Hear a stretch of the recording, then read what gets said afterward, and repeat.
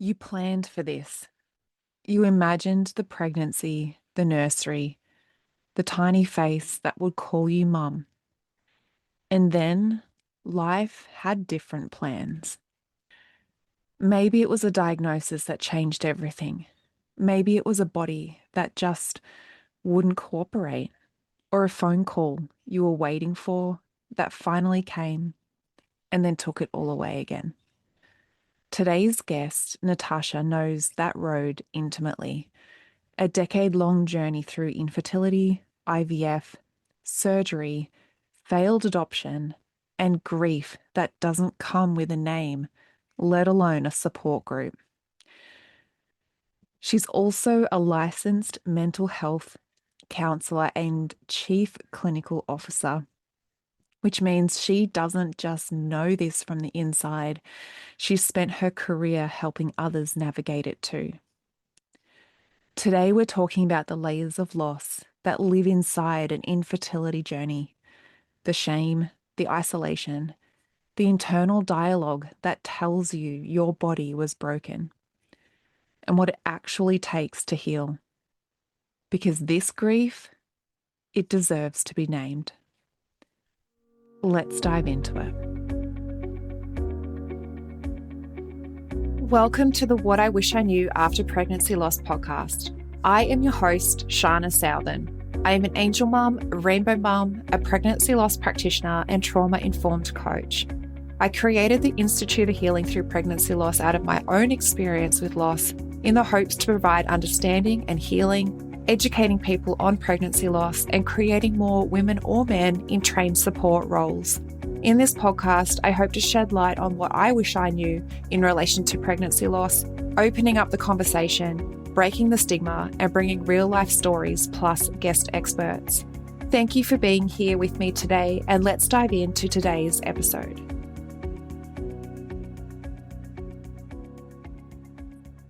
Welcome to the podcast, the intersection of pregnancy loss, fertility, trauma, and purpose, having the conversations that should have been happening all along.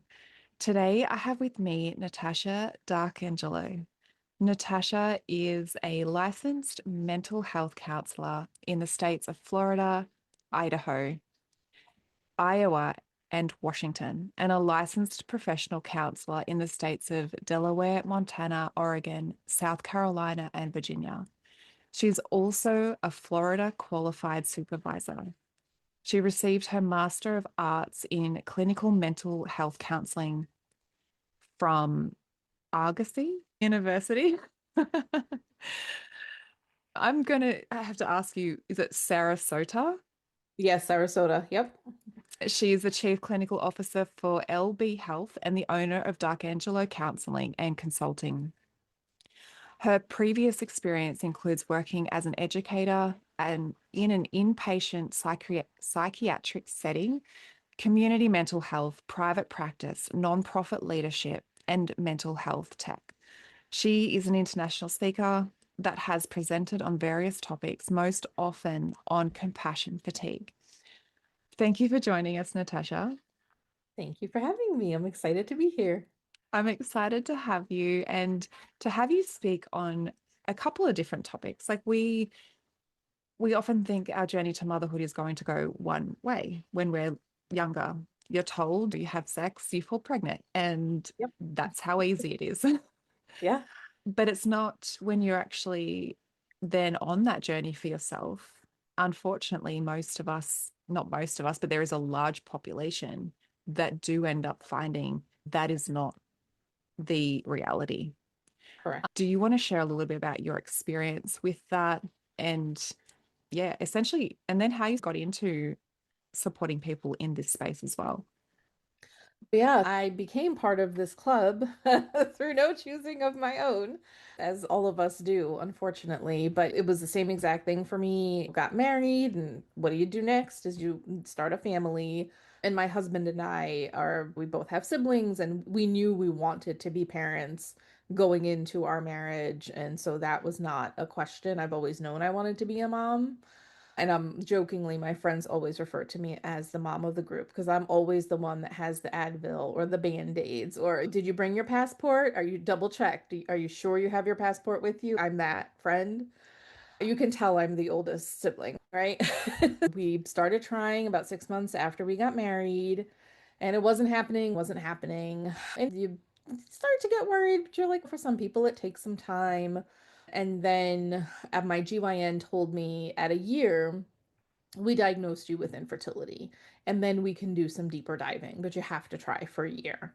And so that's what we did. Of course, I got the diagnosis of infertility, and then came, oh my goodness, so many procedures. They probably took a gallon of blood out of my body, running 8 million tests. And it turns out it was my system that was the problem. It was not my husband's system that was the problem. I had two blocked fallopian tubes. I had fibroids inside my uterus. And so they were like, the only way you're going to be able to get pregnant is through IVF. So at the time, he was in a little bit of a career transition. We waited until we moved down to Florida so we could establish ourselves with medical care. I started seeing a fertility specialist down here and decided we wanted to pursue the IVF route. I was in grad school at the time. Oh man, there was a lot going on. That was in my internship and just so many injections and procedures and hormones and the whole thing. So we did 2 rounds of IVF. One of them, they did do an implantation, which was unsuccessful. I never got a positive pregnancy test. In the whole thing, I never got a positive pregnancy test. Now, this many years later, I that actually is a relief to me because that would have been an additional sense of loss if I had a pregnancy and then lost it. I'm grateful for that now. I was not grateful for that then. So that's definitely a part of my journey. So we had the first unsuccessful IVF try where they did do the implantation. With the second IVF try, he was not able to do an implantation because I developed the it's like the hyper overstimulated ovarian syndrome. That's not like the right medical term, but essentially my hormones were like through the roof. And if I had gotten pregnant and my body started producing pregnancy hormones, I very likely would have ended up hospitalized. We put those eggs on ice because it was not medically safe for them to do the implantation at that point. That coincided with I have been anemic for a very long time. When I first started my pregnancy journey down here in Florida, my GYN at the time was like, "You can try. I know you want to try. I really think you need a hysterectomy. But I get it. If you want to try, go try, do your thing. I support you. I would love to support you through a pregnancy, but I really think you need a hysterectomy." So a couple of years elapsed in the meantime with all of this, and it came to a point where after that second egg retrieval, my fertility specialist, at this point I had been diagnosed with adenomyosis in addition to fibroids inside my uterus. All told, I had 4 fibroid removal surgeries. The problem with adenomyosis is that the fibroids grow into your uterus and there's no removing them. They can only remove the fibroids that are inside your uterus, not the ones that grow into the wall. And because I had injected so many hormones into my body, it really accelerated the adenomyosis. So my uterus was huge. He couldn't even get any eggs out of my right ovary because he was scared he was going to puncture something with the second implantation. He couldn't see anything. And my uterus was just gigantic and was in the way. The ultrasounds were so painful because he had to move everything around to try to visualize what he was getting at. And it was just really a complete mess, is what was going on. After the second egg retrieval, he was like, "You really need to talk to your GYN. I think that you need a hysterectomy. I'm your fertility specialist. I don't get to make that call, but I think you need to have that conversation with your doctor." At about the same time, this was all within a 3 to 6 month period, my primary care is looking at my blood work and we need to do something about your anemia. I'm sending you to a hematologist. And so I went to the hematologist, and the hematologist looks at my blood work and he says, "I can do an iron infusion for you. You're definitely a candidate for that. You're going to be coming back to me in 3 months because you need a hysterectomy. That's the problem. And so now I have my GYN telling me, my fertility specialist telling me, and the hematologist telling me that the answer to everything was a hysterectomy. And that meant that we were never going to get pregnant. Like it was never going to happen. And we took some time. I cried a lot. Thankfully, at that point, I was in therapy. I really wish I had started therapy when I got my infertility diagnosis. I did not. If I could go back and talk to younger me, that's one thing that I would tell her. But thankfully, at that point, I was in therapy. And so did a lot of soul searching. My husband and I had a lot of conversations, and he really got scared after the second implantation because I was under anesthesia. And so he got a different conversation with the doctor than I got, but it really scared him. And he was like, none of this is worth your life. Like, it's not worth losing you. And I'm not willing to put you in that much danger for us to try to get pregnant. It's not worth it to me. And if everybody's seeing that you need a hysterectomy, then I think that's probably the route that we need to go. So we ended up scheduling it. Thankfully, my GYN, shout out to Dr. Fritz, if you ever hear this, I love you. Come back. Please come back. I miss you. She was really the absolute best doctor. I went into that pre-op meeting with a list of probably like 20 questions. And she was like, give me the list. And she went through each of them, like bullet point by bullet point, like held my hand through the whole thing, was very kind, very understanding. Of course, because my uterus was huge, I ended up having a complicated hysterectomy. She couldn't do it laparoscopically the way that she wanted it to. I have what looks like a C-section scar, so that's fun. That was a fun little souvenir. And so that was in 2018. I had my hysterectomy. At about the same time, we had started talking to an adoption agency the same year, and we were going to do a domestic adoption. And it turns out that we got matched with a birth mom while I was still on medical leave in recovery from my hysterectomy. She was at the end of her pregnancy, and it seemed like all systems go. She read over our profile. She chose us as her family. And then we had a really awful experience with the adoption agency. They were lying to us. They were not forthcoming with information.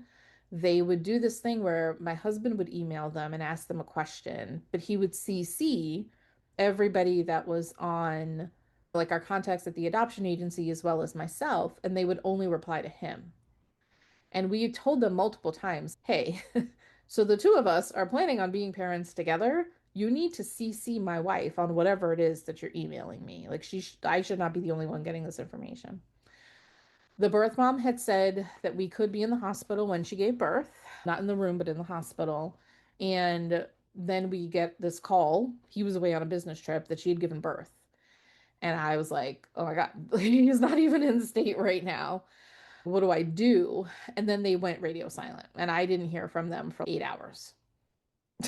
So he gets off a plane and he's like, where are you? Like, what are we? And I said, I haven't heard anything. Did they email you? Did they call you? He's like, no, I've been on a plane. I haven't heard anything. So then we call them, and it took us a while before we were able to get in touch with somebody. And they were like, before you get in the car and come here, we have to tell you something. And I'm like, okay. And it turns out that the mom had a medical condition that was not disclosed to us in the initial process. And it was part of our, like, when you do adoption, you have to fill out your comfortability level. What are you comfortable with? What are you not? And it was on that we're not comfortable with it list. And then I don't know why they didn't tell us everything in that one phone call. The next day, they decided to call us and tell us that there was another thing that they had not disclosed to us that was also on the list of things that we were not comfortable with. And when we were like, why would you not tell us all of this in the phone call that we had yesterday? We were already giving you hard news, and we didn't want to give you more hard news at the same time. So, in the meantime, we thought we were bringing a baby home. And so we had gone out and we hadn't gotten everything, but we had gotten bottles and a diaper bag and a rocking chair and a bassinet and car seat and the things that you get, right? We had only told our parents and our siblings, but he and I talked about it, did a lot of crying. And we were like, if it was just the one thing, then maybe. But for it to be two things that we're not comfortable with, especially with the way that they handled this situation, this does not feel like it's the right fit for us. And even though it was really hard, we made the decision to walk away. And then we had to return all the stuff. And I could not go into any of the stores. I was like, I will sit in the car. I can't be a part of this. And I had already sterilized the bottles. You can't return bottles that you've sterilized, right?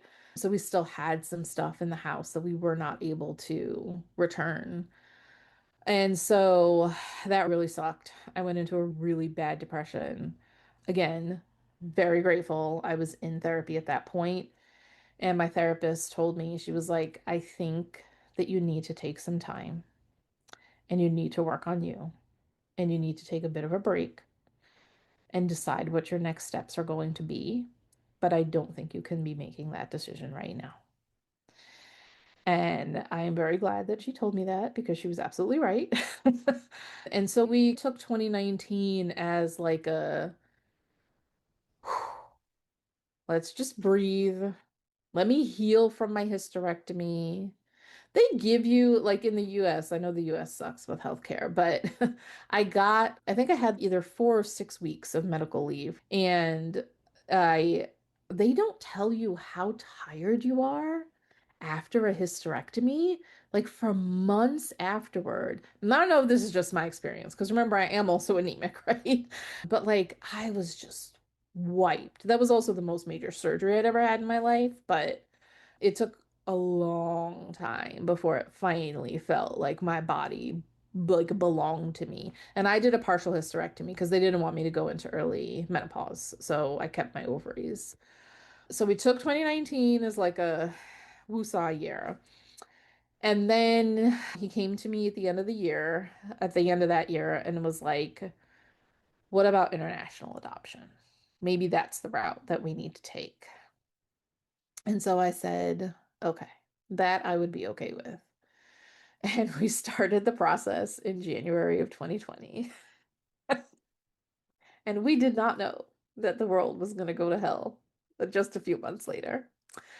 But we matched with an agency or we decided to use an agency in Colorado because, so my family's from Guyana in South America, and his mother is from India.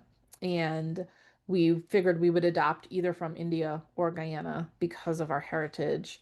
Guyana right now is in the process of becoming Hague accredited and has a pause on all adoptions. So we couldn't adopt from Guyana. So ended up adopting from India. But it ended up being quite the process. And this is one of those things that people don't understand how complicated, lengthy, and expensive a process adoption is. I know there are people out there that think that adoption is the answer to everything, and it's really not. It's also not the answer for everybody that gets a diagnosis of infertility. We did a lot of thinking, and I did a lot of therapy and was ready to give up. I was like, maybe I'm not meant to be a mom. Maybe this is just not meant to be part of my journey. And again, had a really incredible support system and thankfully for my therapist.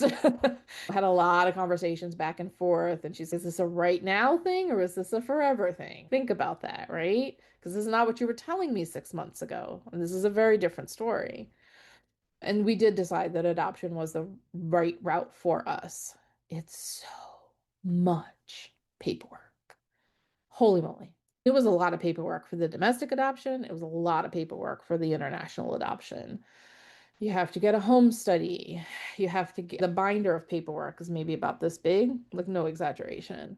We had to fill out just tax paperwork and medical paperwork and references. We had to get a psychological screening. We have to provide The social worker had to come to our house in order to put eyes on the inside of our house to ensure that it's an appropriate environment for a child. Like she had to meet our dog and our cat to ensure that our dog and our cat are also appropriate for a child. What school district are they going to go to? What are you going to do for daycare? What happens if either one of you die? Where does the child go? So these are all things. And then also that comfortability checklist comes back up again, right? So it's quite the process. We got delayed because, of course, the entire world shut down in March of 2020. And so nobody was processing anything, right? Every government agency was shut down and blocked. So that ended up delaying things. In the interim, the government of India changed some of their processes for how they do things. We essentially had to start over. I was ready to give up at that point because I was like, nope, I'm done. I'm not doing it again. I'm absolutely not doing this again. And thankfully, we did push through. And then in July of 2023, we got the call from the agency that they thought that they had found our match. And what they do is they send you the file of the child as well as any information that they have. We looked it over. We met with the person we'd identified as the pediatrician that we wanted to work with. My husband found this international group of doctors that looks over files and had them review it to see if there was anything that we might be missing. And once we got information back from everybody, we told the agency, yes, this does feel like the right fit for us. Now you would think, you're like, oh, July of 2023. So that's over 3.5 years after you started the process. But we're not done yet. So it would be another year before we would travel to actually go pick up our daughter because the Kara, who is the agency in India that oversees everything, you have to you can't just be approved in your home study in the United States. Your documents get sent over to the government of India, and the government of India has to approve you as a family as well. And they always give first preference, as they should, to parents living in India that are trying to adopt Indian children, right? So people that are trying to adopt outside of India are not in that same, it's like a different track of consideration, essentially. But then there's more paperwork that has to be done, and the orphanage had to get her passport and they had to get her birth certificate and she had to get medical clearance and all of this stuff. So by the time the dust cleared, we also had to be interviewed by the district magistrate she comes from a little rural town where she lives. And so all of that had to be done. Some Indian adoptions, you have to actually go to the country and foster in country for a period of time, but that varies by state. Her state did not require that. We were able to do that meeting with the district magistrate virtually. Once he had that interview with us, then we officially got the stamp and we got the email later that day that was like, congratulations, you are officially her parents. And it was like, oh my God, like this is real. And once we got that email, we were like, now we can tell the parents. But we hadn't even told them that we matched because we had so many false starts along the way that it was literally him and I, my poor best friend. She was like, you didn't even tell me. And I was like, no, we didn't tell anybody. It was him, me, the dog, and the cat. Those were the only people that knew, and our social worker. So then we told the parents, and it was a lot of crying and a lot of excitement. And then we traveled in July of 2024 to India to go pick our little one up and bring her back home. And this July will be 2 years since she's been home. And in some ways, it feels like she just got here. And in some ways, it's like, what was life before she was in this house? You can't imagine what it was like. And her birthday is on Tuesday. So she'll tell you that she's not a baby anymore. She's a big girl. And yeah, she's turning 4. And that was my 10-year journey to motherhood. So lots of ups and downs.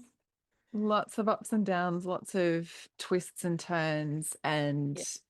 curveballs, and also layers of grief for you in all of that too. Yes, yes, Not yes. only is it the grief of not being able to fall pregnant with the diagnosis of your infertility, you're like, you're grieving that part of you that you always thought would work. Yeah, We always, 100%. then you have the diagnosis of you have to have a hysterectomy. And that Yep. was not that long into your journey. You're like, crap, Yeah. you know, Yeah.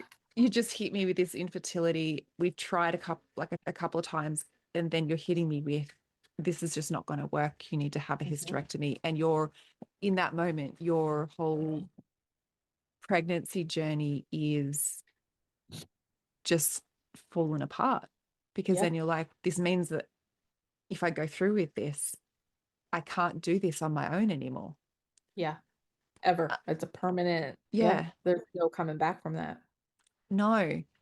How old were you when obviously you had that all handed to you, like all of that quick, I know you said it was only within a few months, that process.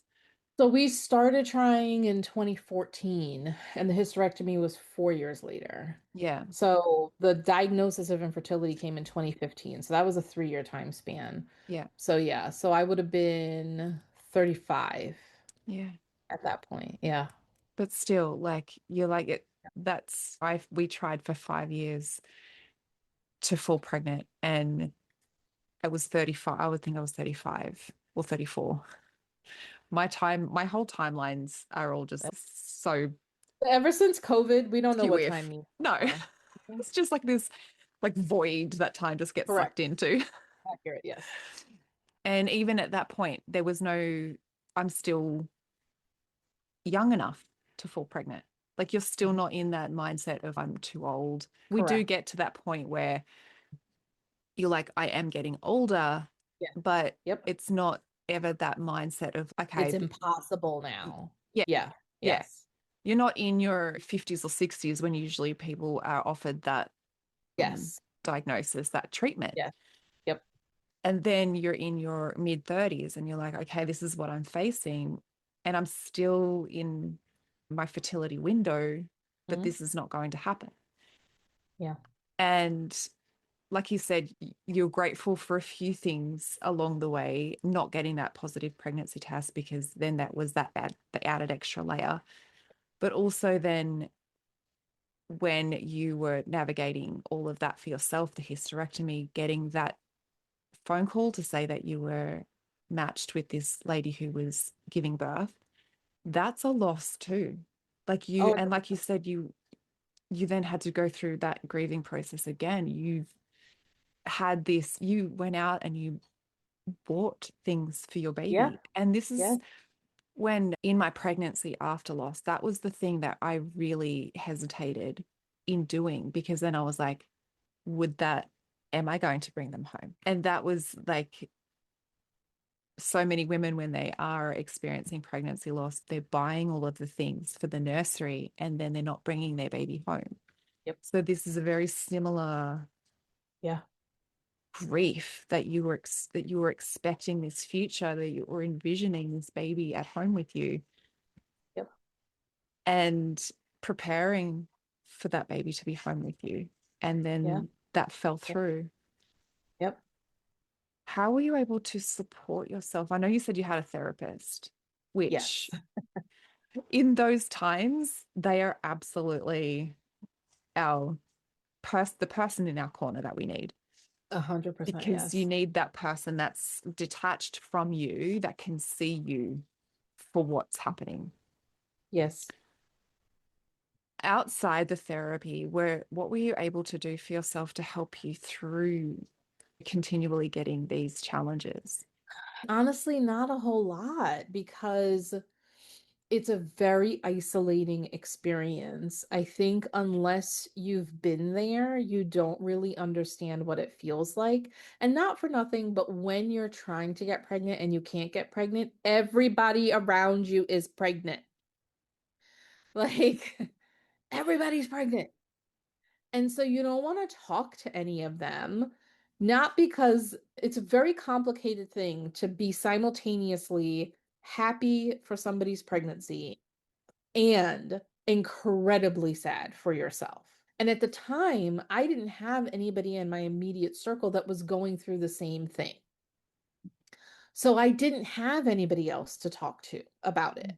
I was also trying to finish up my grad program and get my master's degree so I could accomplish my professional goals. And really, I didn't have an outlet besides my therapist. I really wish that I had opened up more to my friends or I had found some kind of support group. Now that I'm on the other side of it, I know that there are support groups out there and there are other avenues for that, but I felt incredibly isolated. I felt like I was the only one going through it. And my husband is an incredible partner, but it's he wasn't having blood drawn every other day. He wasn't doing the ultrasounds. He wasn't getting all of these injections put into his body. And so when we experience those losses, when our bodies aren't doing what we expect them to do, If you've ever felt helpless sitting across from a pregnancy loss client, this is for you. Your training taught you grief stages. The medical system calls it a medical event. Investigate only after 3 losses. But pregnancy loss is trauma, and trauma lives in the body. I am Shana, and I've created the pregnancy loss recovery method because what we've been taught isn't enough. June 1st, I'm hosting a free masterclass revealing what's missing from every postpartum, counseling, and even doula training I've seen. The neuroscience, the nervous system, the trauma informed lens that changes everything. We will be covering the gap, the science, and the solution over 3 days. The missing piece, what your training didn't teach you about reproductive trauma and loss. June 1st. The registration link will be in the show notes, so head there and join the community. This is for practitioners ready to do more and lost mothers ready to become the support they needed.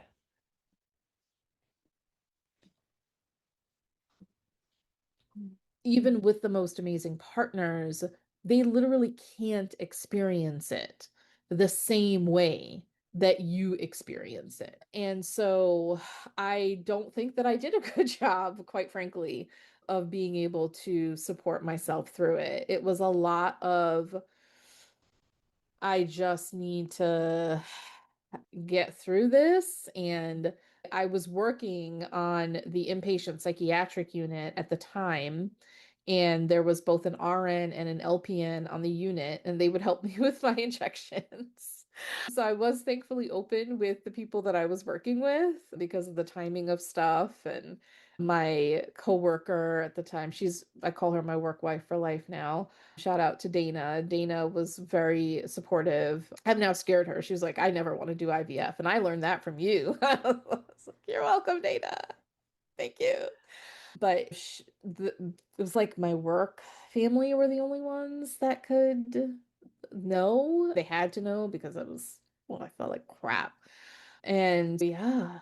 And again, everybody around you is pregnant, so you don't want to say anything to your friends.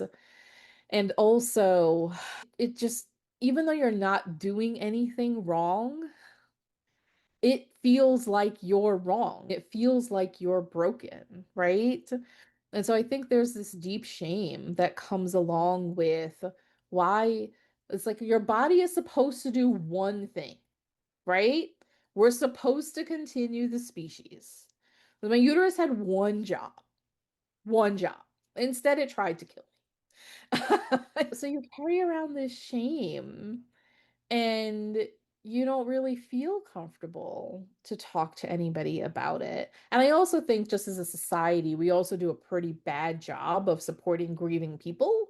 People get really uncomfortable when you talk about things like this and how sad it makes you. My mom's way of trying to help was like, she would watch Oprah or whatever show, and she always had some story about some person who tried for 15 years to get pregnant. And then all of a sudden, one day she woke up and she was pregnant. And I'm like, thanks, Mom. Like it was her way of helping not really helpful, but that was her attempt at trying to make it better. And then the amount of people that told me that it was God's will, also not really helpful, friends, not really helpful. So I think you isolate, you don't really want to talk to anybody, and that's not healthy.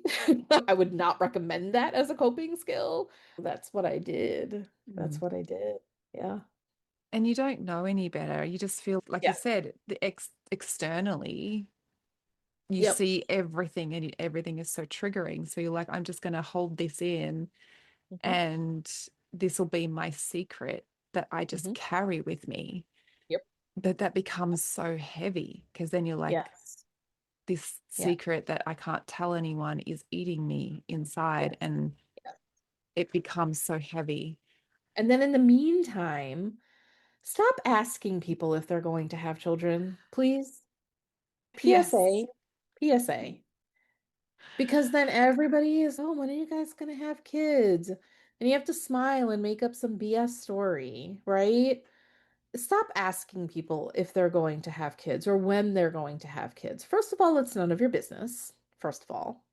Second of all, you have no idea what they are going through. And every time somebody asked me that question, it felt like a dagger to my heart. Do not ask people if they are having children or when they are having children. It is none of your business. Yeah. Don't do that. Let's put stigma on that, please.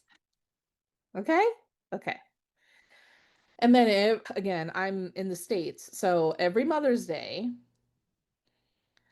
was like this whole, I had to put on a face and celebrate and it's not, I love my grandma and I love my mom and I love my sister-in-law, but it was very much putting on a face of celebrating the women around me who are moms. And then here I am going through another Mother's Day with no child in sight, right? So be gentle around people on Mother's Day would be my other encouragement. It's stupid, made up Hallmark thing anyway, but be gentle with people around Mother's Day. But yeah. Yeah, that's the thing. You don't know anyone's stories. And when people ask if you actually told them the truth, they would be so caught off guard. Oh And you're yeah, like, you're prying into my personal world. This is my response this to is you. what it is. Yeah. Yeah. Are you ready to have me cry? Because that's what's going to happen. Let me explain to you why we haven't had children yet. Yeah. And like you said too, sometimes I didn't find support groups for me until after my experience, about a year after my experience. So to even find anyone to help normalize what you're feeling, the conversation that you wish that you'd be able to have on the outside in your world, sometimes just you don't even know they exist. And then again, you're carrying it in silence. You're carrying it just to yourself.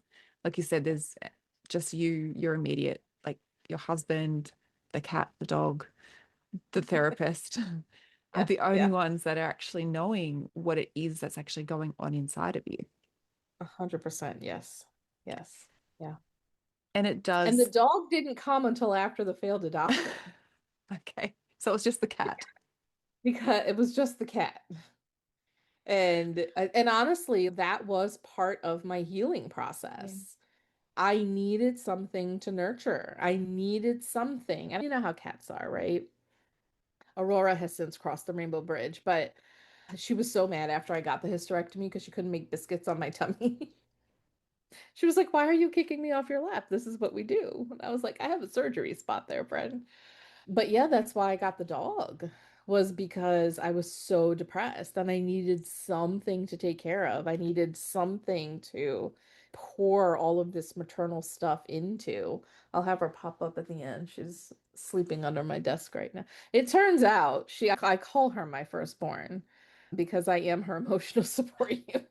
So we went real hard on the attachment.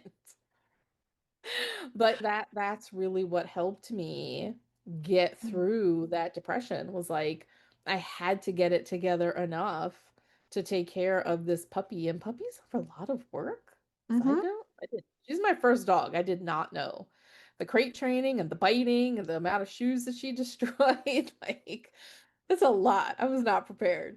But I needed something to pour all of this energy into that had no outlet, right? And so that's my joke now, is that the dog is my firstborn child. Yes. And to be honest, to be fair, I've only ever had cats, but having a kitten, having it from a kitten, like they are like little, Yeah. they not, Yeah. I don't want to They're like equate them to a little human, but destroyers. they, you have to be at their beck and call. You have to still clean up after them, feed them, do all of Mhm. that. Yeah. And it's actually proven, isn't it, though, to pat an animal, whether it's a cat or a dog, it Helps actually, to feel better. Yeah. yeah, It reduces stress levels, it increases your happy hormones. That yeah. that is scientific. Yes, there's a scientific basis Yes. to that. The fact that having these little furry people, little furry humans around us and being able to pat them. I used to talk to my cat all the time and just have it like it was quite cathartic. I was able to get out stuff that Yes. I couldn't speak Yes. to anyone else. Yes. And they just sit there and look at you and listen. Unconditional love. And cats purr at a healing frequency. That's been proven true too. Yeah, okay. Like I the didn't know that. vibration, yeah, Yeah. the vibration of their purr is like a healing frequency. Yeah. Wow. Who There you go. domesticated whom? Exactly. Yeah. And there's there is like a beautiful power in having these little people. I keep saying people, little animals around. And for me, that was a very healing thing as well, to be able to have my cat there with me to, and they sense so much of what you're going through. So it was almost like on the days that I was really I was really emotional or really down, I Mhm. felt like my cat actually came and sat with me even more. Yep. On a normal day, if I tried to hug him, his eyes would go big and he'd be like, "Get me out of here." But on those days where I was like really struggling, he Yeah. was Yeah. more than happy to come in for a hug and he just stayed with me. Yeah. And when you don't have that support or understanding on the outside, just to at least have something like that with you 100%. Yeah. makes it just that little bit lighter. Yes. Yeah, it makes a big difference. It absolutely does. Pets are magic. I always say she's a better therapist than I'm ever going to be. I've come to terms with that. Oh, I doubt it. I'm pretty sure you transform people's lives. She's a certified therapy dog, so she's got a certificate too. Yeah. No, it's beautiful. And we have to do these things for ourselves and just whatever we need to do in those moments of healing, whether it is to get a dog, whether it is to seek therapy, whatever that path is for you, to honor that and to know that is your path because to have someone in your corner is so valuable through these times when, like you said, it is so isolating, when no one on the outside of you can truly understand Understand. the depth Yeah. of the weight that you're carrying. Yeah. And it does take a huge mental and emotional toll, whether, however, your journey is playing out, especially through infertility. It is a very mentally taxing because you question so much about you in that Hmm. time too. And in your story, your experience, there's so much laid grief in that infertility journey. Yeah. Yeah. And it never even occurred to me how incorrect my thought process was Mm. until I got into therapy. Because I still remember there was one session that I said something about my body being broken, I think was Yeah. like the term that I used, and how messed up it was. And I brought this upon myself, or I said something along those lines. My therapist looked at me and she goes, "I'm sorry, when did you choose this? Like, what day did you wake up and decided that this was how you wanted your journey to motherhood to be. And I was like, I didn't choose it. Like this, I didn't do that. And she was like, but listen to what you just said. You're speaking as though this is something that you woke up one day and decided to do. And that's not true. And it wasn't until that session that I realized I had been doing that to myself. That was my internal narrative. And that's again why I think therapy was such a valuable part of my journey, because I would have continued to beat myself up and to have this really incorrect internal dialogue about what I'd done to myself. And the universe was punishing me in some way, which doesn't even make sense. But again, that was my internal dialogue, and I needed somebody who was an objective third party to come in and be like, that doesn't make sense. Do you hear what you're saying? And it was very gentle. Like she wasn't mean about it. It was just like, listen to what you just said. That doesn't make sense to me. And then I was like, I guess it doesn't make sense, does it? Huh. Okay. But it was such a relief to not have to carry around anymore that I'd done this to myself. That I decided one day that my body was going to be broken and not do the thing that it was supposed to do. And that was a really valuable breakthrough for me. Yeah. Yeah. It's a gentle reflection. When we can hear those words that we're actually saying out loud and then repeated back, and then you start to think, hang on, maybe Yeah. not. I've heard this phrase used before, our words are like spells. So Mm, we're constantly placing spells on us. Our body is always listening. hmm. So where our words are always casting spells. What Hmm. does that, what does your spell look like? Is it going to be helping you or Yeah. is it hindering you? And I had those exact same, that thought process for me too. Like through the infertility, through the miscarriage, I was like, I'm broken. And the exact words was for me as well. It had one job and Yeah. it couldn't even do that. Yep. Exactly. So Exactly. I was like, then you do go into this like real guilt, self-blame, shame pattern, this cycle. And it's just this self-perpetuating cycle that just Yeah. is continually going around and around until someone on the outside of you catches that Yep. and goes, hang on a minute, I'm going to call you out here and I'm going to Mm, question why you're doing this to yourself. yeah. Yeah. Because then you are casting a spell on you that isn't helping your journey mentally, emotionally, physically at all. Yep. Yeah. Your therapist sounded like a really wise one. Not that they're not Yeah. trained, but all of them are trained, but not all of them can be the person that actually does the right thing. There are a Yeah. lot of therapists out there that end up questioning and leaving women feeling worse Hmm. or something's missing. But your therapist sounded like she was doing all of the right things for Yeah. you.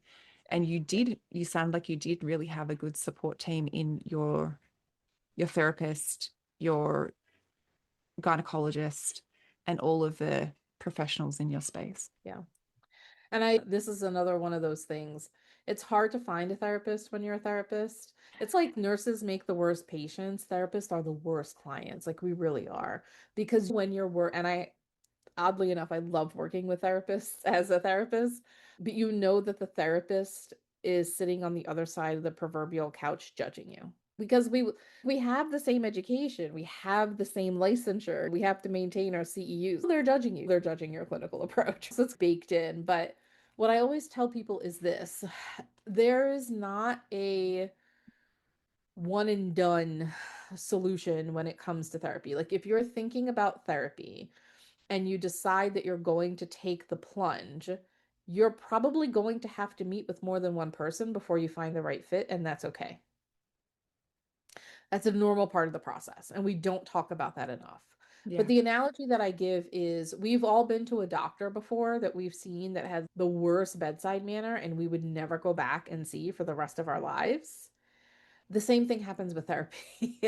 Like every therapist has a different approach, has a different way of doing things, has different certifications, different modalities that they're trained in. And so if the first therapist that you meet with doesn't feel like the right fit, it's okay for you to not go back to that therapist, right?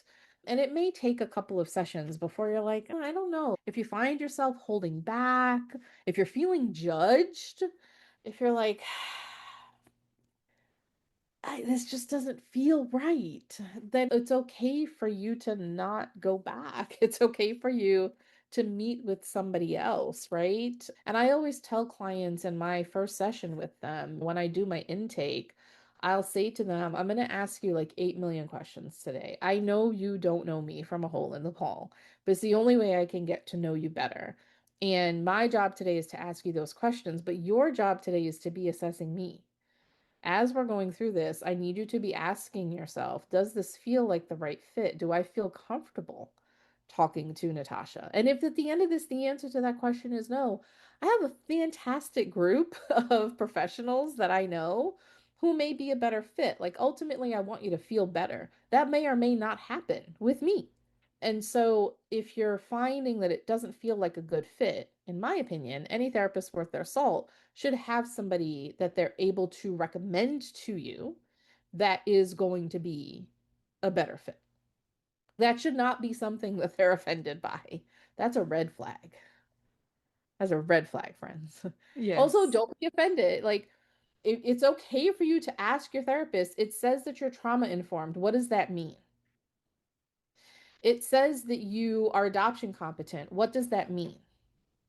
Ask those questions. And again, if the therapist is becoming defensive about that's a red flag. If somebody asks me what it means that I call myself a trauma-informed therapist, I'm going to talk to you about the trainings that I've done and the certifications that I've attained and the continuing education units that I do to be able to continue to call myself a trauma-informed therapist. I'm not going to be offended by that. There's also populations that I don't work well with. I haven't been trained in working well with them. Like, I don't do good couples work. I've tried couples. I've worked with two or three of them over the years. I'm not good at it. And so I was like, you know what? This is not my wheelhouse. This is not my thing. I love doing trauma work with clients. And so that you should be comfortable asking the therapist that. And if you're not, I would consider that a red flag. Yeah. I'm glad that you said that because I know there are a lot of women who have probably maybe stayed with therapists that haven't been really moving the needle for them. And I've even had women tell me when I've asked them what work they've done, how they feel that they're moving forward, and they're like, oh, I've been going for about 4 years and I feel like nothing's really changing, but I'm still going. Oh And I'm no, like, don't do that. Don't do that. I'm like, No. why do you feel like you have, and for a long period of time, like, why do you feel like you have to keep going back and still have that feeling of nothing's changing? Yeah. When, you know, if, like you said, if there's a doctor that you're not vibing well with, you would generally move on and go, that one didn't make me feel good, or even any professional. So therapists, like you said, therapists should be the same. Therapists should be the also the ones that you're, and I love that you do that with your clients, that you allow them the space to assess you as well, to really feel into who you are, how you can help them, Yeah, because that's your job. It's why you're here. You're here to help them move the needle. You're here to help them move absolutely. Yeah. through and help process their trauma. And if that's your title, but then you're not actually doing that for them, like why would you continue going back? Yeah, exactly. So just briefly, do you want to share how you work with people and then where they can find you if they want to reach out and Sure. connect with you? So I don't consider myself, or I don't claim the title of doing like for infertility work or adoption work or anything like that. that is an identity that I share with some of the clients that I work with, but that I don't consider that my specialization. I am also honest with clients. So if I have somebody coming to me that is going through an infertility journey, I can be like, "Hey, I know what that feels like at the cellular level because I have been there and done that." Same thing for folks in the adoptive parenthood universe, but that is not something that I consider a specialty of mine. There is an adoption competency training that I will eventually do, but I haven't completed it yet. So the folks that I do best work with, I think, are people that do have extensive histories of trauma. I do a lot of trauma work with the folks that I work with. LB Health, who I'm the chief clinical officer for, we work a lot with neurodivergent folks and folks that fall somewhere under the neurodivergent umbrella. I like to do work with as well, work with a lot of folks diagnosed with anxiety. I am anxious as well. And so I like working with people that know what that feels like. And also first generation American clients. I'm the child of immigrant parents, and I like helping folks that claim that identity as well. Folks that fall somewhere on the queer spectrum. I am a queer affirming therapist. So those would be the people that I think I do the best work with. But people can find me either at LB Health, lbhealth.com, or my website is natashalmhc.com. So licensed mental health counselor would be the best places for people to find me. And they can reach out to me at either one of those two places, even if it's just I heard something and do you have any resources for this thing? I'm happy to get people connected to the help that they need in whatever form I'm able to help with that. But yeah, yeah. Yeah, and it's amazing. Like you said, you're not claiming the title of infertility or a fertility therapist Yeah. or in the adoption space. But I think a lot of women that are going through that infertility journey do end up experiencing a little bit of trauma through that Oh as yeah. well. Oh So yeah. if there is anyone that is listening and you feel like that is part of their experience, just like you said, it's not what you claim to specialize in, but the fact that you've had this lived experience means that anyone who is going through that might be listening in, they might have felt like their experience was traumatic for them. To have Mhm. someone sitting on the other side of you that actually gets you. Yeah. Yes. Yes. Hugely important. Hugely important. Yeah. So, yes, I was absolutely depressed after the failed adoption and the hysterectomy. But then this face came to live with me. Come on, look at that face. I know, it's so cute. And that's this is the thing, like we don't realize sometimes how deep in depression we are Mhm. until we get these something happens on the outside of us that you're like, oh my gosh, I really needed this. I really Mhm. needed, and you don't realize I had my husband, I had my cat, but I had my husband on the sidelines. You can't go down that way. And I was like, Yeah, I didn't want to hear what he had to say. But then when I actually made that realization for myself, I was like, wow, yeah, I was so deep in depression. I didn't realize it for myself. I thought yep, I could feel that I was grieving and I was emotional and all of that, but to realize how deep down that hole I had fallen. absolutely. Mm. And then you get something that forces you to leave the house multiple Yeah. times a day. Yeah. So Forces you out of she helped that a lot. darkness. Yeah. She helped a lot. Celeste. Yeah. Oh, Yeah. cuddles. So cute. And again, children that grow up with animals tend to be more empathetic. They tend to be more responsible. They have healthier immune systems. So, yeah. And now Oh, she and the baby are like buddies. It's adorable. Adorable. Their yeah. relationship with each other. Yeah. Yeah. That's amazing. Also benefits Yeah, all around. Yeah. exactly. Exactly. Yes. Natasha, I wanted to thank you so much for being a part of the podcast today and for sharing all that you have so openly, the support, everything. So thank you. Thank you so much for having me. I appreciate the platform. Yeah, you're so welcome. I loved everything that you shared. There was some real golden nuggets in there. So I Yeah. hope that And anyone and I'm listening in, sure somebody out there is going to resonate with at least something and yeah, will hopefully inspire them to get some kind of help, some kind of support. yeah, I And a absolutely Celeste. believe it. Yeah. And thank you, Celeste, too, for being a part of us today. Just as I survived the thunderstorm for this. Yeah. Thank you to all that have listened in. If this episode was valuable to you, I invite you to leave a review on Apple Podcasts and look forward to supporting you on the next episode. Thank you for listening in with me today. I hope you found this episode helpful. If you did, I would absolutely love to hear from you. Take a screenshot of this episode, share it to social media, and tag me at Institute of Healing_PL. I love seeing what is resonating with you right now.